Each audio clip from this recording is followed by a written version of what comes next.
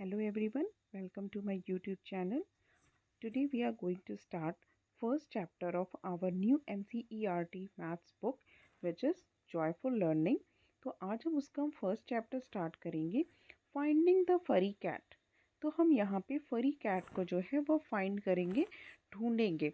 तो यहाँ पे फरी कैट मतलब क्या होता है?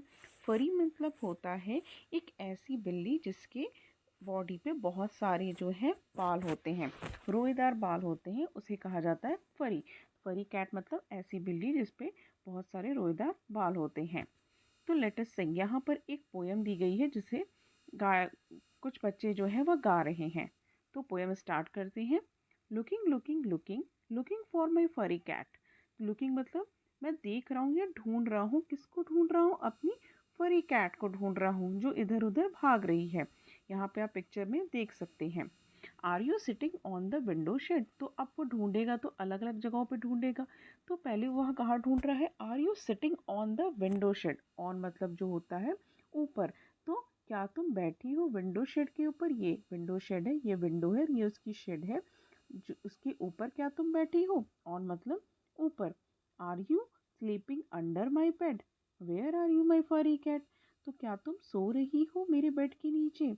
तुम कहाँ पर हो मेरी फरी कैट? अंडर मतलब नीचे। कोई सामान जो है अगर किसी चीज़ के नीचे होता है तो वहाँ पे हम यूज़ करते हैं अंडर। अंडर मतलब जो होता है वह होता है नीचे। Looking looking looking looking for my furry cat, are you inside the backpack? तो क्या तुम बैकपैक के अंदर हो? क्या तुम मेरे बैग के अंदर हो? इनसाइड मतलब जो होता है अंदर। और इनसाइड का ही जस्ट अपोजिट बाहर के लिए हम वर्ड यूज़ करते हैं आउटसाइड, जो कि पोएम में आगे आया है। Are you outside the red rack? क्या तुम ये जो रेड रैक है इसके आउटसाइड मतलब बाहर हो? ये जो रेड रैक है क्या तुम इसके बाहर हो? Where are you my furry cat? मेरी मेरी फरी कैट तुम कहाँ पर हो? ठीक है। तो इनसाइड मतलब जो होता है यह होता है अंदर। आउटसाइड जस्ट इसका अपोजिट होता है इनसाइड का, जो होता है जिसका अर्थ होता है बाहर। कम कम कम come to me my furry cat, saw you scratching the bottom of my jar. तो कम कम कम मेरे पास आओ मेरी फरी कैट। सॉ यू, सॉ जो होता है वो पास्ट टेंस होता है सी का। मैंने तुम्हें देखा है स्क्रैच करते हुए। स्क्रैच मतलब हाथों से निशान बनाते हुए। Bottom of my jar. Jar का बॉटम क्या होता है? जस्ट इसका निचला हिस्सा जो होता है, यह जो इसका नीचे का जो हिस्सा होता है, निचला तल होता है, जिसे हम बेस भी कह सकते हैं। तो मैंने तुम्हें देखा है कि तुमने नाखूनों से क्या किया है? स्क्रैच किया है बॉटम को, जार के बॉटम को स्क्रैच किया है। So you playing at the top of my car. तो बॉटम मतलब नीचे होता है, तो टॉप मतलब जस्ट ऊपर होता है। तो मैंने तुम्हें देखा है अपनी कार के ऊपर। ठीक है, तो आप यहाँ देख सकते हो इसका ये क्या है? टॉप मतलब किसी चीज़ के ऊपर एकदम। Come to me my furry cat, मेरी फरी कैट मेरे पास आओ। कम कम कम come to me my furry cat, saw you hopping above the hat. तो मैंने तुम्हें देखा हॉप। हॉप मतलब क्या होता है? फुदकना। तो अबव मतलब जस्ट ऊपर। अब ऑन मतलब भी जो होता है ऊपर, और अबव मतलब भी होता है ऊपर। तो दोनों में क्या डिफरेंस है? अगर किसी चीज़ के ऊपर कोई चीज़ टच करते हुए रखी है तो वहाँ पे हम वर्ड यूज़ करते हैं on.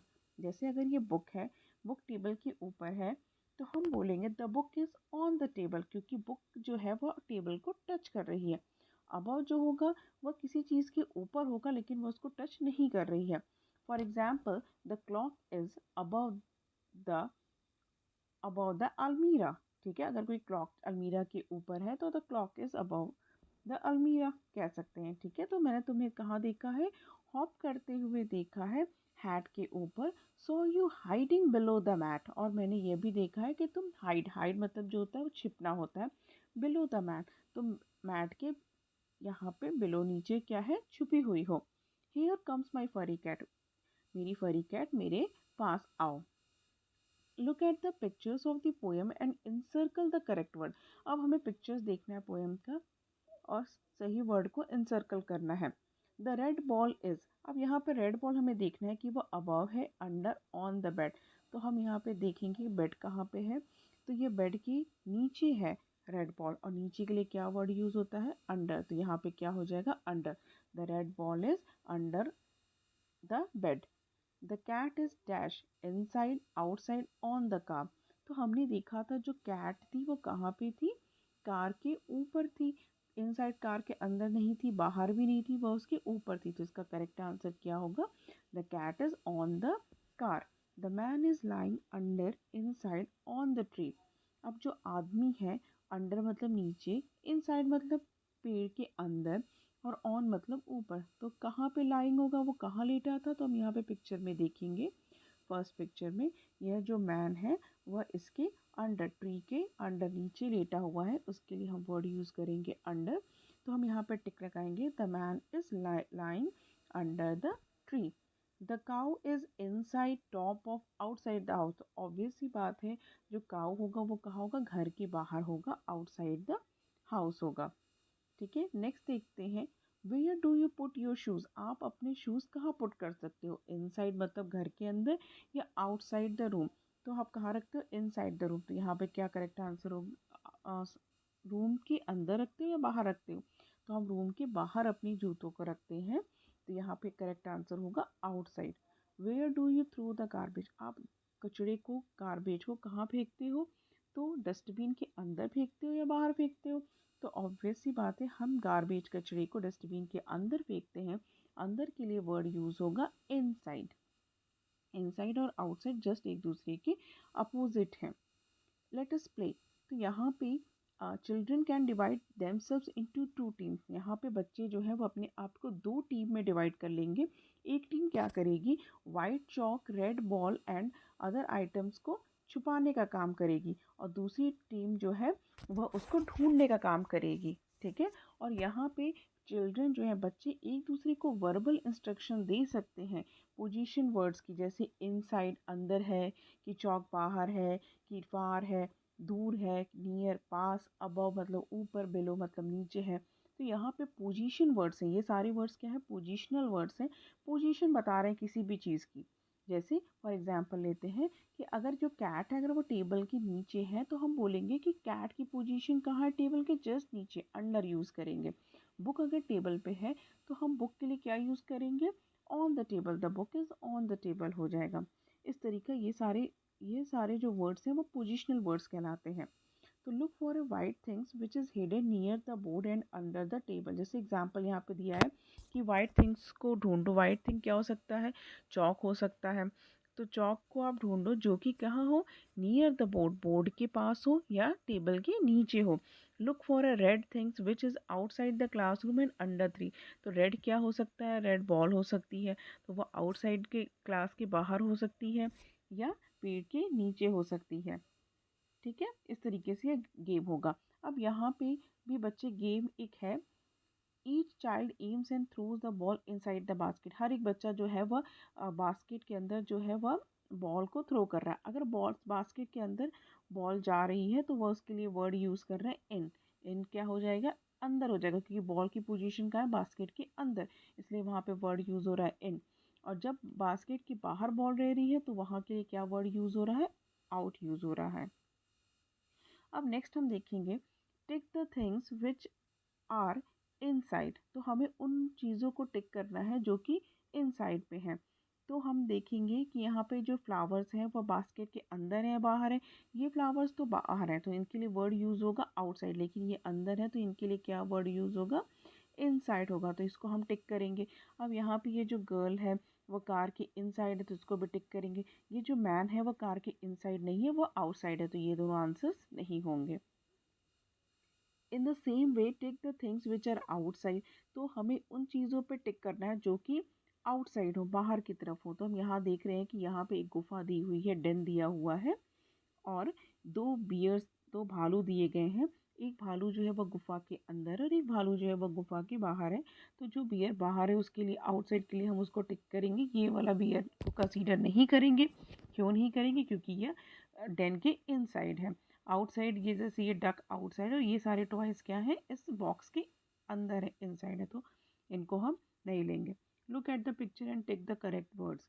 A boy is sitting on or under the tree. तो अगर हम बॉय की पोजीशन देखेंगे तो ट्री के रिस्पेक्ट में, ट्री यहाँ फिक्स है तो बॉय कहाँ है, उसके नीचे बैठा है, तो यहाँ पे क्या होगा, under is the correct answer.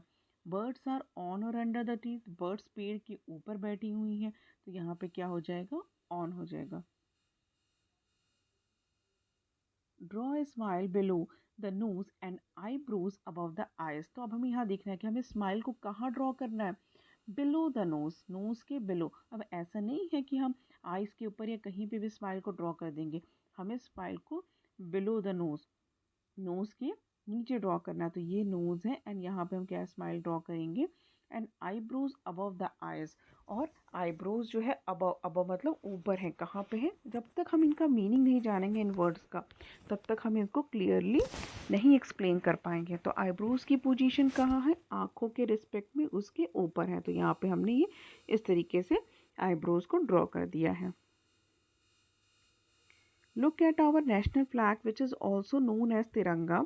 How many colors are there? तो सभी ने नेशनल फ्लैग को देखा है, यहाँ पे भी नेशनल फ्लैग दिया है, उसे हम त्रिरंगा कहते हैं क्योंकि उसे ट्राई कलर्स होते हैं, 3 कलर्स होते हैं। Saffron, this colour is called saffron, ये कलर जो है वो सैफरन होता है, ऑरेंज भी नहीं कहेंगे, इसको हम लोग सैफरन कहेंगे। This is white and this colour is green. ठीक है, अब इनकी पोजीशन देखेंगे, सैफरन की अगर हम पोजीशन देखेंगे तो ये क्या है, सबसे ऊपर है, और वाइट कलर मिडिल में है और ग्रीन कलर बॉटम में है। तो which colour is at the top of the तिरंगा, टॉप मतलब अगर हम टॉप का मीनिंग नहीं जानेंगे तो हम कैसे बताएंगे, तो हाँ टॉप मतलब सबसे ऊपर होगा, तो कौन सा कलर है जो कि तिरंगा के सबसे ऊपर है, वह है सैफरन हो जाएगा। Which colour is below the white colour on the तिरंगा। अब वाइट कलर के बिलो, वाइट कलर के बिलो कौन सा कलर है, तो हम वाइट कलर ये है और उसके बिलो जो है वो ग्रीन कलर है, तो हम यहाँ पे ग्रीन पे टिक करेंगे। Which colour is above the green colour on the तिरंगा। अब यहाँ पे पूछ रहा है कि तिरंगे का जो ग्रीन कलर है उसके ऊपर कौन सा कलर है, तो जस्ट तिरंगे के ऊपर जो है वह है वाइट कलर। फिर कह रहा है वेयर इज द अशोक चक्र ऑन द तिरंगा। अशोक चक्र की क्या पोजीशन है, अशोक चक्र क्या, अगर हम तिरंगा इस तरीके से ये तिरंगा देखेंगे तो ये यहाँ पे ये एक चक्र है, दिस इज कॉल्ड अशोक चक्र, जिसमें 24 जो है वह तीलियां होती हैं। तो अशोक चक्र कहाँ पे है, ऑन ए कॉर्नर, क्या ये कोने पर है, इन द मिडल बीच में है, ऑन ए साइड या साइड पर है। तो ये कहाँ पर है, इसकी पोजीशन जस्ट मिडल में है, बीच में है, तो इसलिए हम इस पर टिक करेंगे इन द मिडल, इसका आंसर हो जाएगा इन द मिडल। अब यहाँ पे एक और पोयम दी गई है, छुक छुक छुक गोज आवर ट्रेन, छुक छुक छुक गोज आवर ट्रेन। यहाँ पे ये जो ट्रेन है वो कैसी आवाज़ करती जा रही है, छुक छुक छुक की। Over the hills and down to the plains, over मतलब ऊपर, ये पहाड़ों के ऊपर जा रही है, और डाउन टू द प्लेन्स और नीचे मैदानों में भी है, मैदान, प्लेन्स मतलब मैदान में भी है, जा रही है। छुक छुक छुक गोज आवर ट्रेन, हमारी ट्रेन जो है वो छुक छुक करके आवाज़ करके जा रही है। Bogies before my bogie, bogies after my bogie. ठीक है, तो हम यहाँ ध्यान देंगे बोगी का जस्ट प्लूरल यहाँ बोगीज कहा गया, और बिफोर मतलब जो होता है पहले। तो जो किसी एक बोगी में मैं बैठा हूँ, किस बोगी में बैठा हूँ, ये रेड वाली बोगी में मैं बैठा हुआ, जो कि आप देख सकते हो। तो कह रहा है बोगीज बिफोर माई बोगीज, की मेरी बोगी के आगे भी बहुत सारी बोगीज है, एक बोगी से ज़्यादा अगर होगा तो एस लगा के बोगीज करेंगे, और मेरी बोगीज के बाद भी बहुत सारी बोगीज हैं। मेक अ चेन, और यह क्या कर रही है, यह एक चेन बना रही है, ये देखो एक चेन जैसा लग रहा है। Over the reverse and in the rain, तो रिवर्स मतलब यह नदियों के ऊपर से भी जा रही है, और बरसात में भी ट्रेन क्या हो रही है, जा रही है। छुक छुक छुक गोज आवर ट्रेन, हमारी ट्रेन जो है वह छुक छुक करते हुए जा रही है। तो अब इससे रिलेटेड यहाँ पे कुछ क्वेश्चंस हैं। How many bogies are there after engine, तो इंजन के बाद कितनी बोगीज हैं, तो दिस इज इंजन, ये इंजन है, इसको क्या कहेंगे, ये है इंजन। तो इंजन के बाद कितनी बोगीज हैं, तो 1 2 3 4 5, तो there are 5 bogies after the engine. तो इंजन के बाद कितनी है, 5 काउंट किया। फिर कह रहा है how many bogies are there before the red bogie, तो इस रेड बोगी के आगे कितनी बोगीज हैं, तो ये 1 एंड 2 है, दिस इज इंजन, इनको नहीं रखेंगे। तो there are 2 bogies before the red bogie. Fill the orange colour in the bogies after the red bogie, तो ऑरेंज कलर रेड बोगी के जितनी भी बात बोगीज़ हैं इसमें हम ऑरेंज कलर करेंगे। अब आफ्टर कहा तो आफ्टर में हमें ध्यान देना होगा, ठीक है। पोजीशन वर्ड्स हम अगर बिफोर कहता तो हम इस यहाँ पे कलर करते, लेकिन हमसे क्वेश्चन में आफ्टर कहा है तो यहाँ पे हम ऑरेंज कलर देंगे, क्योंकि रेड बोगी के आफ्टर बाद में दो बोगी हैं तो इनको हम कौन सा कलर देंगे, ऑरेंज देंगे। Fill the blue colour in the bogies before the red bogie. तो अब बिफोर के लिए कह रहा है, बिफोर मतलब पहले, तो यहाँ पे ये जो बोगीज हैं इनमें हम कौन सा कलर फिल करेंगे, ब्लू कलर। और इनमें आफ्टर के लिए क्या कहा था उसने, ऑरेंज कलर। इस तरीके से हम इसको सॉल्व करेंगे। Children while sing the rhyme and play a game where they will all form a train. तो यहाँ पर एक बच्चे जो है वो एक राइम गा रहे हैं और गेम प्ले कर रहे हैं जिसमें वो ट्रेन फॉर्म कर रहे हैं। और वो ट्रेन कैसे फॉर्म कर रहे हैं, एक दूसरे के शोल्डर पे इस तरीके से हाथ रख के। Every one will tell who is before and after each child in the train, ठीक है। और हर कोई बिफोर और आफ्टर बता रहा है, कैसे बता रहा है, कौन सा राइम गा रहा है, तो यहाँ पे ये राइम, तो यहाँ पे राइम है, here goes our train, here goes our train, no one is before me and Meera is after me. तो फर्स्ट चाइल्ड जो है वो गा रहा है कि no one is before me, कि मेरे पहले यहाँ पे कोई नहीं है और मीरा जो है वो मेरे जस्ट बाद में है। तो अगर मीरा सिंग करेगी तो वह क्या गाएगी, मान लो सपोज करो मीरा जो है इसके आगे इसका नाम है सीता, तो गाएगी कि here goes our train, here goes our train, Sita is before me and Suhani is just after मी।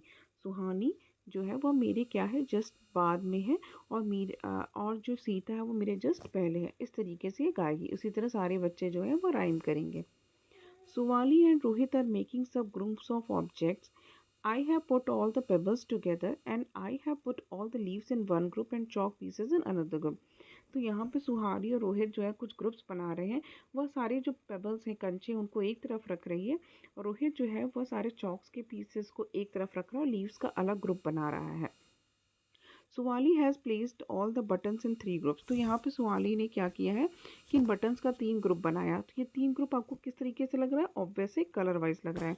यहाँ पे सारे ब्लू कलर के बटन्स हैं, यहाँ रेड कलर के बटन्स हैं, और यहाँ पे क्या है, ग्रीन कलर के बटन्स हैं। आगे देखते हैं क्या होता है। Why did Suvali make such groups, इस तरीके के ग्रुप्स क्यों बना रही है। Help Suhali to sort these buttons in other ways by drawing them. तो यहाँ पे हमें सुहाली की हेल्प करनी है कि वो बटन्स को दूसरे तरीके से ड्रॉ कर सके।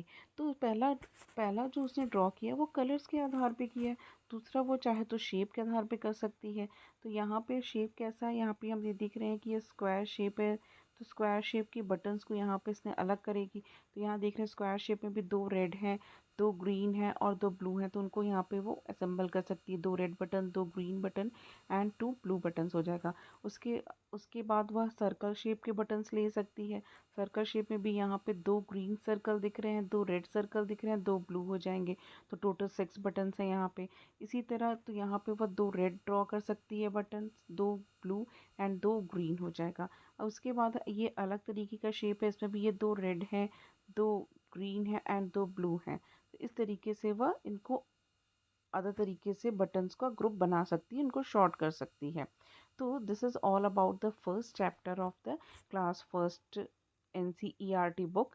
अगर आपको बच्चों ये वीडियो पसंद आई हो तो प्लीज़ इसे लाइक करें, चैनल को सब्सक्राइब कर लें आगे की वीडियोज़ के लिए, और अगर कुछ ना समझ में आया हो तो कमेंट करें। Thank you.